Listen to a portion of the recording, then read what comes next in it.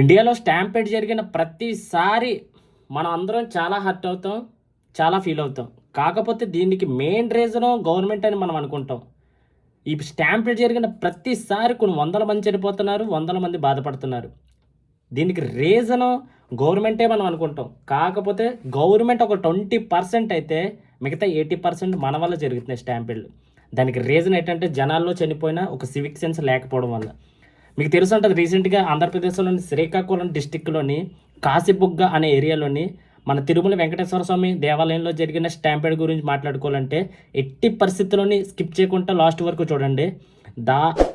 ఖచ్చితంగా నేను నా నుంచి ఎంతో కొంత జనాల్లో ఒక అవేర్నెస్ తీసుకురావడానికి ట్రై చేస్తాను. అట్లాగే ఈ ఇండియాలోనే కాదు, స్టేట్లోనే కాదు, డిస్టిక్లోనే కాదు, మండలంలోనే కానీ, విలేజ్లోనే కానీ ఎక్కడ ఏం జరిగినా అది ఏదన్నా మీ కళ్ళ ముందు పెట్టడానికి ప్రతిరోజు ట్రై చేస్తాను. ఒక కొత్త క్రియేటర్కి సపోర్ట్ చేద్దాం అనుకుని ఒక లైక్ చేసి ఒక కామెంట్ చేయండి.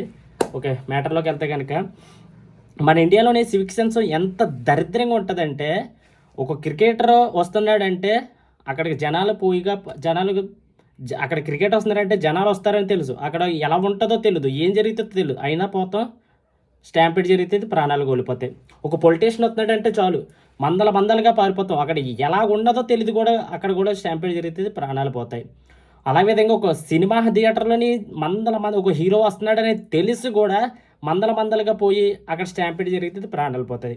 అలాగే టెంపుల్ విషయంలో మాత్రం పర్టికులర్గా చాలా దారుణం. ఎందుకంటే where Nara Rakesh met with the victims of the stampede that happened in Andhra Pradesh.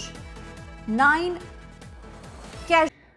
అంటే ఇది ఒక్కసారి జరిగింది కాదు, చాలా సార్లు జరిగింది. కాబట్టి స్టాంపేడ్ దీని గురించి పర్టికులర్గా మాట్లాడుకోవాలి. నేను ఫర్ ఎగ్జాంపుల్ చెప్తాను. మన జీవితం కన్నా హీరో, ఈ పొలిటీషియన్స్, క్రికెటర్, సెలబ్రిటీ, ఎవరో ఆఖరికి దేవుడు, వీళ్ళందరికన్నా ఫస్ట్ మన ప్రాణం ముఖ్యం. కనీసం కామన్ సెన్స్ ఉపయోగపెట్టి కనీసం ఇప్పుడన్నా ఎక్కడన్నా ఏదన్నా జరుగుతుందంటే ఫస్ట్ అక్కడ safe and fire and safety ఖచ్చితంగా ఉన్నాయో లేదో తెలుసుకొని, అక్కడ ఎవరన్నా సెలబ్రిటీ వస్తున్నారంటే అక్కడ స్టాంపేడ్ జరిగే అవకాశం ఉందని మీకు ఐడెంటిటీ ఉంటే ఖచ్చితంగా దాని నుంచి లెఫ్ట్ అవ్వాలి, లేదంటే అక్కడి నుంచి వెళ్ళిపోవాలి, లేదంటే వెళ్ళే ఉద్దేశమే మానుకోవాలి. అది అంటే దేవుడే కదా అని పారిపోవడం, హీరో కదా అని పారిపోవడం, సెలబ్రిటీ కదా అని పారిపోతే మాత్రం ఖచ్చితంగా మన ప్రాణాలు పోతాయి.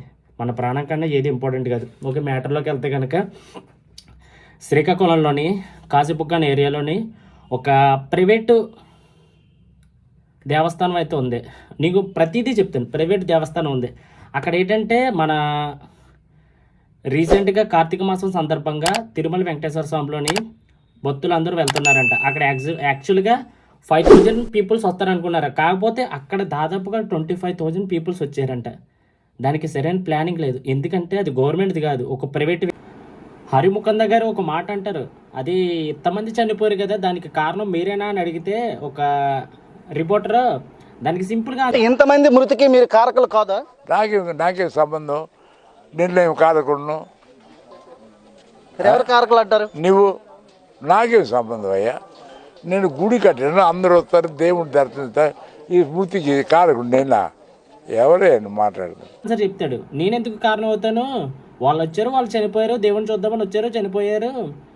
నేనేదో జనాలు వస్తారని టెంపుల్ కట్టాను, దేవుడిని దర్శించుకోవాలని, వాళ్ళు వచ్చారు, వాళ్ళు చనిపోయారు అన్నారు. అక్కడే నాకు అనిపించింది ఏంటంటే అతను చెప్పింది కరెక్టే కదా అనిపించింది, తప్పేముంది అనిపించింది. ఒకటి ప్రైవేటు టెంపుల్ అని తెలిసి అక్కడ ఏ సేఫ్టీ లేదని తెలిసి మనం మందలుగా పోతాం చూసావా, మనకి తప్పు. అసలు ముందు మనకి కొంచెం ఉండాలి. అలా లేనప్పుడు ఎట్లాంటివి జరిగినా కూడా ఎవడు ఏం చేయలేడు. నేను ఒక 5,000 మంది వస్తారు అనుకున్నాను, దాదాపుగా ఎంతమంది వస్తే నేనే చేయనంటాడు అన్నాడు. ఆడికి కనీసం కామన్ సెన్స్ లేదు. మరి అతని గురించి తప్పుగా మాట్లాడకూడదు. ఎందుకంటే తిరుమల దేవస్థానానికి వెళ్ళినప్పుడు అతనికి దర్శనం జరగలేదని ఆ పొట్టుతలతోటి ఇక్కడ ఒక టెంపుల్ని నిర్వహించడం జరిగింది. అందరూ దాదాపుగా 12 కోట్లు పెట్టి జనాల నుంచి చందాలు దండి ఒక టెంపుల్ని పెట్టడం అయితే జరిగింది. అదంతా పక్కన పెడితే ఆ రోజు ఇది ఒక ప్రైవేట్ సంస్థ, ఒక ప్రైవేట్ టెంపుల్ కాబట్టి గవర్నమెంట్ ఇన్వాల్వ్మెంట్ లేదు, పోలీసులు రాలేదు, ఎవరూ లేకపోవడం వల్ల ఒక సరైన అంటే ఒక సేఫ్టీ లేకుండా అన్ఎక్స్పెక్టెడ్గా అంటే ఊహించిన విధంగా జరిగింది. జనాలన్నా ఒక ఎక్కడికైనా వెళ్తున్నాం అంటే జనాలు కనీసం మైండ్ ఉండదు, కనీసం అంటే కామన్ సెన్స్ ఉండదు. ఎందుకంటే ఒక లోపలికి ఒక వ్యక్తి లైన్ అని ఆర్డర్కి వెళ్ళాలి. ఒక లోపల కొంతమంది వెళ్తున్నారంటే ఇటు పక్క నుంచి అటు పక్క నుంచి వచ్చేసి ఒకసారిగా లోపల ఏం జరుగుతుందో భయపడి వాళ్ళు బయటకు వచ్చి వీళ్ళ లోపలికి వెళ్ళి మొత్తం మీద స్టాంపేడ్ జరిగి దాదాపుగా మనుషుల్ని తొక్కుంటూ పోయి దాదాపుగా 10 మంది చనిపోయారు. దాదాపుగా 25 మంది నుంచి 30 మంది వరకు ఇంజురీస్ అయినాయి. చూడండి, అంటే జనాలు ఇంత దారుణంగా తేరైపోయారు. అంటే ఇండియాలోని కొంత అంటే ఒక క్రమశిక్షణ అనేది ఉండదు. అంటే ఎవరన్నా ముందు పోవాలి, ముందు చూసేలా, దేవుని ముందు చూసేలా, లేదంటే మనం ముందు ఉండాలి. ఎందుకు అలాగా ఒక సెకండ్ లేట్ అవుతే ఏమవుతుంది? మహా అయితే ఏమవ్వదు. ఇట్లాంటివి కంగారుగా చేయడం వల్ల ఏంటంటే ప్రాణాలు పోతాయి. పొలిటీషియన్ స్పందించారు, అలాగే మోడీ గారు స్పందించారు, అట్లాగే చంద్రబాబు నాయుడు గారు స్పందించారు, అలాగే మన కళ్యాణ్ గారు స్పందించారు, అట్లాగే జగన్ గారు స్పందించారు. వీళ్ళందరూ ఏం చేయగలరు? ఆ చనిపోయిన వాళ్ళకి వాళ్ళ ఫ్యామిలీకి ఎంతో కొంత మనీ ఇవ్వగలరు. అంతేగాని మనం చనిపోయిన వాళ్ళకి మనీ ఇవ్వగలరు, అంతేగాని ప్రాణాలు అయితే తీసుకురాలేరు కదా. నువ్వన్నా తీసుకురాలేవు, నేనన్నా తీసుకురాని, ఎవ్వరూ తీసుకురాలేదు.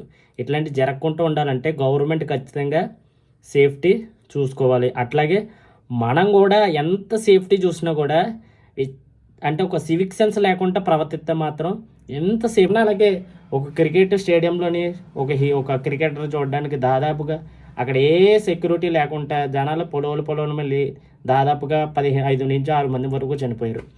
ఇది 1-2 కాదు, ఇండియాలో దాదాపుగా కొన్ని వందలు జరుగుతున్నాయి. అందువల్ల ప్రతిదీ ఇంకో విషయం ఏంటంటే ప్రతిదీ మనం చూసుకోవాలి.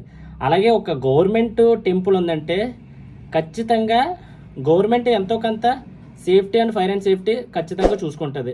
ఈ ప్రైవేట్కి వచ్చినప్పటికి ఏంటంటే ఎట్లాంటి జరుగుతలేదు. అంటే నెక్స్ట్ టైం టెంపుల్లో 3 రకాలు ఉంటాయి. ఒకటి గవర్నమెంట్ సంబంధించిన టెంపుల్స్, అట్లాగే కొన్ని ప్రైవేట్ టెంపుల్ ఉంటాయి. దానికి ఏంటంటే గవర్నమెంట్ సపోర్ట్ ఖచ్చితంగా ఉంటుంది. దాంట్లో కూడా గవర్నమెంట్ ప్రొవైడ్ చేస్తుంది.